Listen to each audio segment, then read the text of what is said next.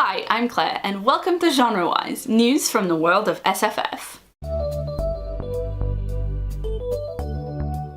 Today we're looking at awards news, books, fandom, film and TV, and finally IRL news. And let me tell you, we've got a lot of book news, a lot of film and TV news this fortnight, but for every item that I'm talking about, I'm going to link some extra information and more in-depth articles in the description box below, so if you want to do some further reading, you can always check in there. First up, we've got awards news, starting with Oscar nominations, of course. I wasn't really hopeful that we would see lots of SFF on the ballot, but as it turns out, Black Panther was nominated in 7 categories.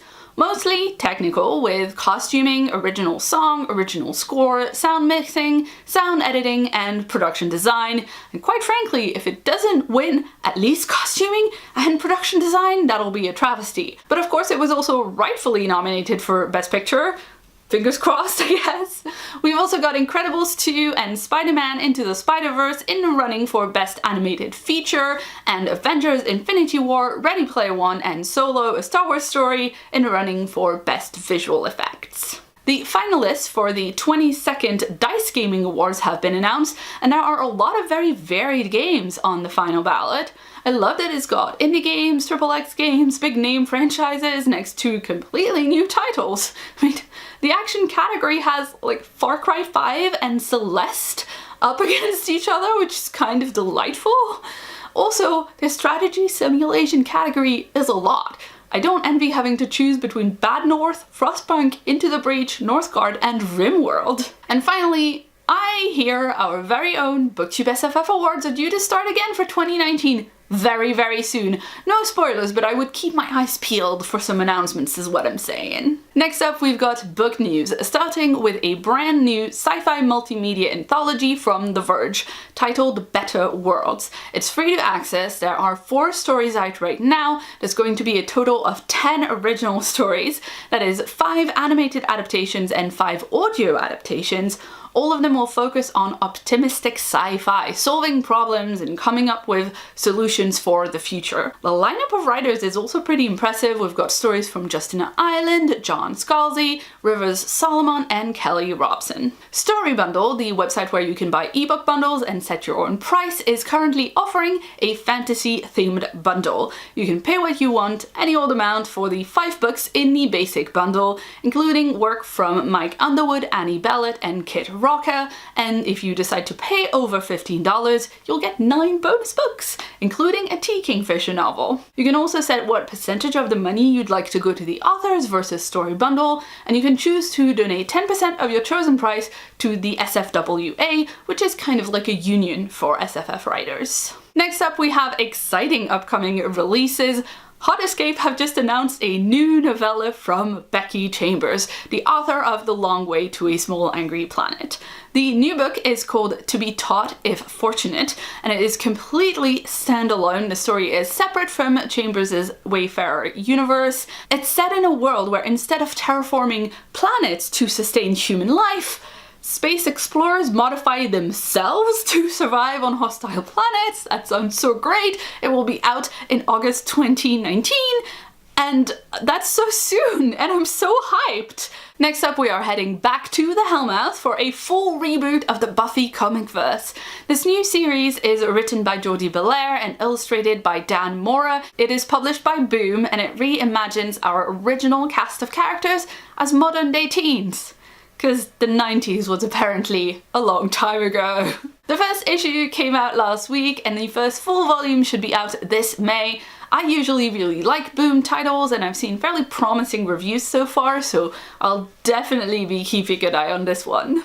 In other exciting comic book news, writer Eve Ewing and illustrator Joey Vasquez will be bringing back Marvel Team Up, with at least 3 issues featuring Spider-Man and Ms. Marvel doing friendly neighborhood superheroing together. In the past, Marvel Team Up series have always featured Spider-Man teaming up with other heroes, but it's not been confirmed yet whether Spidey will stay on after the first 3 issues, or if this might become the second ongoing Ms. Marvel series. In any case, Marvel Team Up will be out in April, and I will be spending money on it probably. We also had a few exciting media tie-in announcements in the past couple of weeks. Scholastic is publishing Season of the Witch, a Sabrina prequel novel by Sarah Rees Brennan. The book is set during the summer before the first season of Netflix's chilling adventures of Sabrina. It will be out on July 9th. It's got this awesome cover, and did I mention it's by Sarah Rees Brennan? Author, journalist, and podcaster Preeti Chipir is writing an official Spider-Man novel. The book will tie in with Far From Home and is written from the perspectives of both Peter and Ned.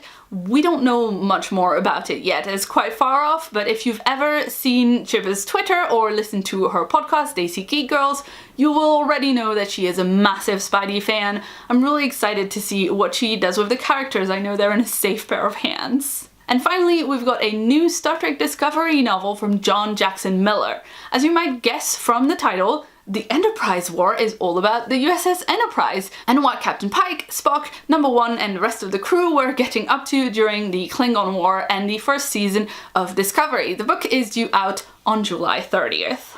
Next up is fandom news. BookNetFest 2019 has officially been confirmed by co-founders Sam from Thoughts on Tomes and Marines from My Name is Marines. This is a 2-day event all about bookish content creation on various online platforms.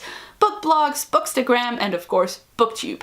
BookNetFest 2019 will be held in Orlando, Florida on September 6th and 7th. That's a Friday and a Saturday, that way attendees get the whole of Sunday to go and enjoy the theme parks in Orlando, which sounds awesome. Realistically, I won't be able to go, but I'm very, very jelly. Next, we've got a brand new fandom newsletter. This Week in Meta was just started in January, and as you can imagine from the title, this is a weekly newsletter and it collects links of fandom meta and discussion from all over the web. You can check out the latest installment and the archives over on Dreamwidth. For scholarly fans out there, the academic track for Dublin 2019, this year's Worldcon, is calling for papers. Submissions are open until February 22nd, and the academic track have said they're particularly interested in the following themes. First, papers focusing on Irish and Celtic history, culture, and myth. Second, proposals offering insight on the work of Worldcon guests and visiting authors. And finally, contributions that help the SFF community imagine and write a better tomorrow. First up in film and TV news, we've got a new Spider-Man trailer featuring new villain Mysterio, a stuntman and special effect designer whose trademark move is faking disasters with holograms so he can save the day, and pretending to be Spider-Man so he can frame him for crimes. He's that guy. No, that guy. No, that guy. Anyway, there's been a lot of discussion online around the Far From Home trailer and whether its mere existence is spoilers for Avengers Endgame. It's really not. We've got no indication of when Far From Home is happening within the MCU timeline. It could very well be set before Infinity War. Also, it's a comic book movie, so no one's dead, just comic book dead. That's not real dead. We've got a release date for season 2 of She-Ra and the Princesses of Power. No trailer yet, but The Princess Alliance and my fave Catra are coming back to Netflix on April 26th, which is so soon.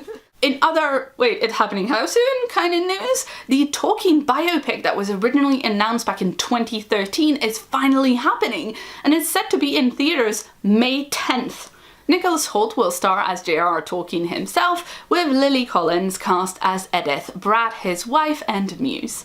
Again, no trailer yet, but with a May release date, we should hopefully be getting one soon. We've also had confirmation that a Star Trek spin-off focusing on Michelle Yeoh's Captain Philippa Georgiou is actually happening. This was originally teased in November, but we're getting a bit more detail now that the series is officially in development. The spin-off is set to focus on Captain Georgiou's adventures in Section 31, a mysterious division of Starfleet that's been mentioned in canon since the 90s, but we've never had an in-depth look at it yet. Also in Star Trek news, actor and director Jonathan Frakes recently did an interview about the upcoming Picard spin-off, in which he just happened to mention that Picard will not be a starship captain in the new show, because, I quote, he's done with Starfleet.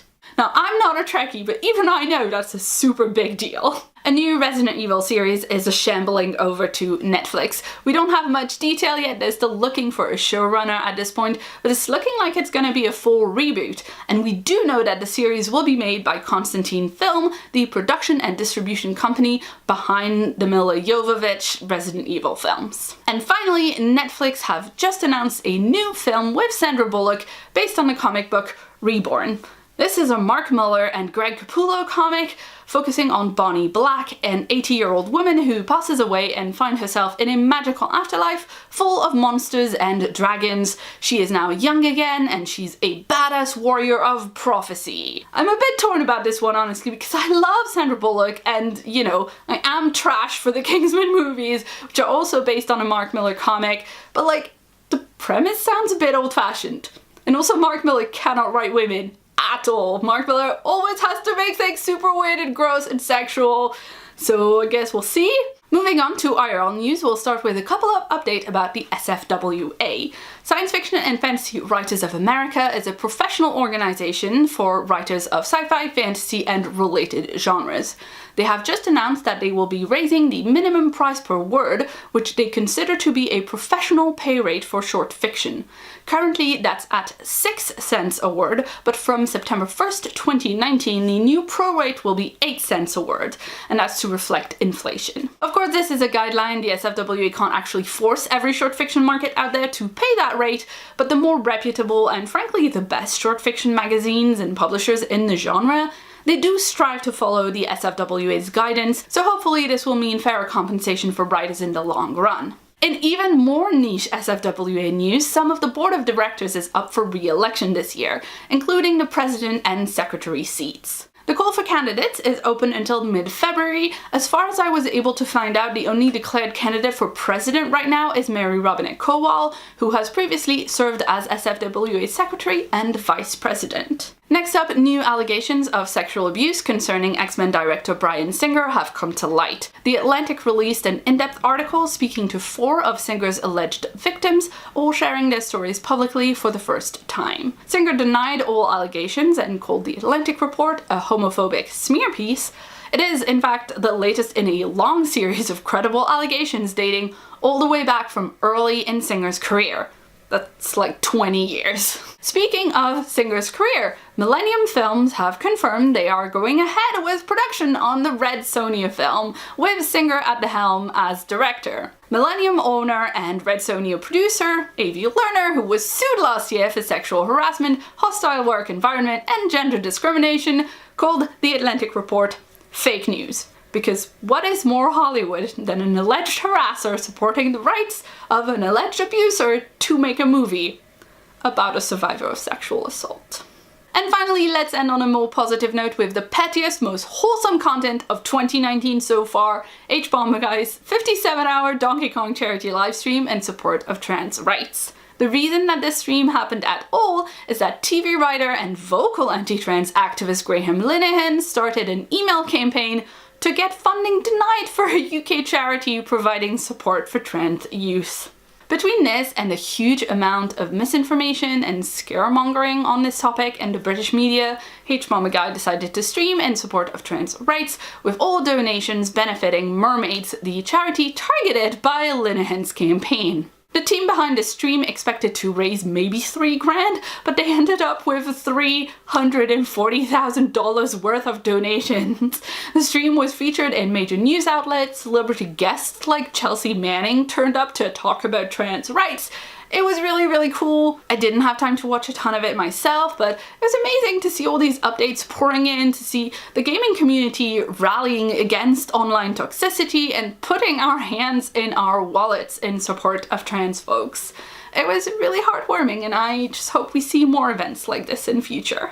So that's it, this was Genrewise. I hope you enjoyed it, and please let me know your thoughts in the comments below. Are you as excited for the new Buffy comic series as I am? When do you think that Spider-Man Far From Home is actually set within the MCU continuity? And did you make it to the H-Bombagui livestream last weekend? These are all important questions and I want to know your answers. If you like the show, please share it around. I work really hard on it and I'd love for as many people as possible to see it. Thanks for watching, and I hope you'll join me again in a couple of weeks for more science fiction, fantasy, and fandom news. Also, I hope I focused this right and it didn't look pants the entire time. If you'd like to see more from me, you can check out a previous video on screen right now. And if you haven't yet, please hit the subscribe button that's on my face for a new video from me every week. I've been Claire, thanks so much for watching, and see you soon.